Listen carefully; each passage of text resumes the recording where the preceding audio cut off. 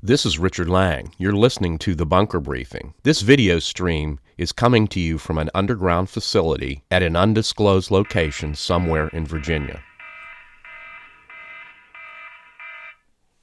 Episode 2, Mainstream Media, Friday, July 31st, 2020. Welcome to The Bunker Briefing. We're a group of guys talking about issues and how this all got started. Fair disclosure, most of the guys on the Bunker Briefing team are former law enforcement people, either retired police officers, people that served in federal and state law enforcement, or work for Homeland Security, as I did during the post-9/11 period, serving both on the state and federal level, and later with Homeland Security as a liaison and member of the Anti-Terrorist Advisory Council Board. We're hoping to develop a community of like-minded individuals with similar interests and experiences.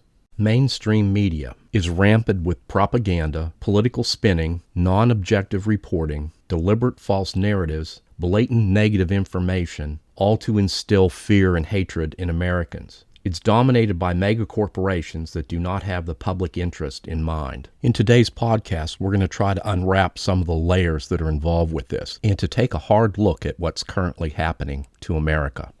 In 1983, the media in the United States was operated by well over 50 companies. They were individually owned. They published all the newspapers, magazines, managed all the radio stations and TV broadcasts. They made all the movies, TV shows, and gave us the newspaper at the newsstand every day. They were obviously independent of each other and competed for audience ratings and advertising revenue. Globalization of the media. Over the last 35 years, these companies have fallen prey to corporate downsizing, profiteering, and globalization, much the same way that many other industries and institutions have. They've been bought out by the multimedia corporations. Today, powerful corporate entertainment and news media agencies control everything we see on television, hear on the radio, and read in the newspaper. An industry that was once owned by over 50 independent companies is now controlled by 4 mega corporations. Today in the United States, there are 1,500 newspapers, 1,100 magazines, 9,000 radio stations, 1,500 television stations, and 2,400 publishers. They're all owned and controlled by 4 mega corporations. Let's take a look. In 2018, AT&T merged with Time Warner, or Warner Media, making AT&T the world's largest media and entertainment company in the world. AT&T, with its satellite television network, the mobile cellular network, broadcast internet services, production cable TV, and pay podcast sports and cable news networks, includes CNN, HBO, Cinemax, Headline News, Turner, and Warner Brothers Pictures. Comcast is the second largest media company. Their current assets are a little over $108 billion, with a B, billion dollars. They own NBC, MSNBC, Universal Pictures, the USA Network, CNBC, the Weather Channel, and Sci-Fi. Comcast has the 7th largest lobbying budget in the United States and employs multiple former U.S. congressmen as lobbyists. Comcast was one of the top backers of the Obama presidential run. Customer satisfaction ranks among the lowest in the cable industry. They've been broadly criticized by both the media and Comcast staff for less than upstanding policies regarding employee relations. It's been described as a family business because it's owned by the son of the founder, who has a 33% voting power over the company, and he's also one of the highest paid executives in the United States, coming in at $31 million a year. Board members include a former chairman and CEO of DuPont, a former chairman and CEO of the Bank of New York Mellon, and former Fannie Mae senior executives. Comcast has violated net neutrality practices and has lobbied to narrow the definition of net neutrality, which precludes any distinction between Comcast's private network services and the rest of the internet, which is kind of interesting. Disney ranks third at $71.3 billion.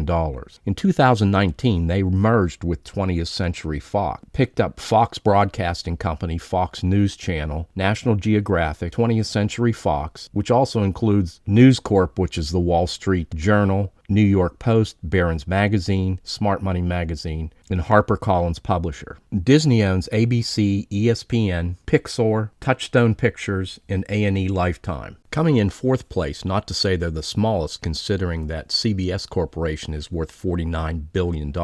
They just recently merged in 2019 with Viacom. So basically CBS purchased Viacom and changed its name to Viacom CBS. They have a combined library of over 140,000 TV episodes and 3,600 film titles, including Star Trek and Mission Impossible. Viacom consists of Paramount Pictures, Nickelodeon, Nick at Night, VH1, CMT, and Comedy Central. In CBS, obviously the CBS television networks, they own 30 television stations, Showtime, the Smithsonian Channel, 60 Minutes, CBS Sports Networks, and 130 CBS radio channels, and also the publisher Simon & Schuster. Subliminal advertising. The movie theaters and drive-ins back in the 70s learned to use a technique called subliminal advertising. They had huge projectors in the rear of the theater. As the film flows through the movie projector, which is basically a series of pictures being flashed on the screen at about 24 frames a second, it gives the illusion of movement. The theater companies began to edit the film by inserting a single picture of a soft drink or a box of popcorn in just one frame, as you can see illustrated here. So people sitting in the audience were watching the movie every few minutes. The flashed advertisement would come up on the screen so fast that they consciously did not even notice it.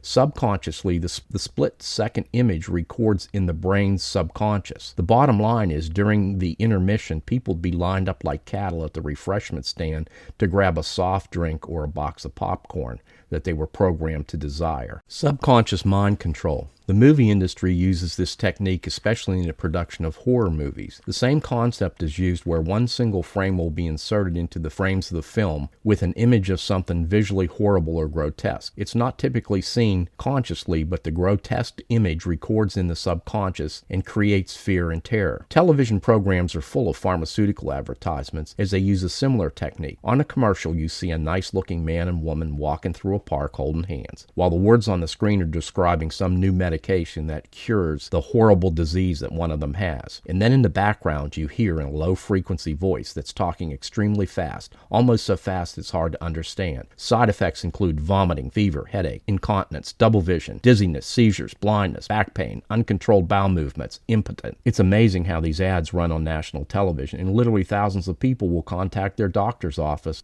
We're simply being bombarded with this kind of thing every day. Yesterday, I was driving in my vehicle listening to a radio station from Washington, D.C. It's a really good station if you want to get traffic reports and weather and that kind of thing. So it's just kind of on in the background. Pretty soon a news break came on and they started to talk about celebrities and sports figures that were infected with COVID-19. While driving along, they just kept repeating the same thing, naming someone infected with COVID-19, infected with COVID-19, infected with COVID-19, infected with COVID-19, infected with COVID-19, infected with COVID-19. This literally goes on. There was probably 15 people mentioned. And by the time you're done, I even find myself kind of breathing heavy, and I'm sure my blood pressure was going up because it was really, it was annoying. And it does affect you somehow. So, Joe, we've already kind of established that the news media in general is controlled by these four mega corporations. And it's pretty obvious that they're all working together and they're all reading off the same cue cards, because no matter which channel you turn on, you're basically getting the same message. The one exception I would say that we need to make is Fox News. They're clearly not going in line with the rest of the mainstream media. Well, Fox News is the number one cable television show in the United States. And Tucker Carlson, his show is the number one viewed show on that network. They do a pretty good job of giving a very balanced view, and equally in parts to more conservative and also liberal viewpoints. To summarize it, what do you think the message that they're trying to convey is? Basically, I would say about 5 points. The first one being a definite push against the federal government. Right, and I mean, you can see that dramatic bias against the President of the United States, and now going after the Attorney General. It just seems like every day there are more and more articles about Homeland Security where they're out in these cities trying to defend federal property and protect courthouses and federal buildings, and they're being bashed by the media. The second one that I would also say, too, is There is a general breakdown of the rule of law in a number of cities across the United States. Well, and we're seeing that in some of these cities where these group mobs have actually taken over sections of cities. And what's even more surprising is the authorities on the municipal level seem to be condoning it. Yes, exactly. You have the mayors and governors of certain states that are in trouble. They seem to be sitting back and just condoning it and letting the people do whatever they want. And the news media is just puffing that up and making it look like it's great, like everything's going okay. Yes, there's a definite bias against law enforcement in general. And that's the thing that surprises me the most, because both of us have had some experience with law enforcement. But anytime you have your cities where they're under siege, to me it would seem like the last thing you'd want to do is defund the police departments. It doesn't make sense to me. No, none of these points that we're talking about, including the last one that I'll bring up in a minute, do.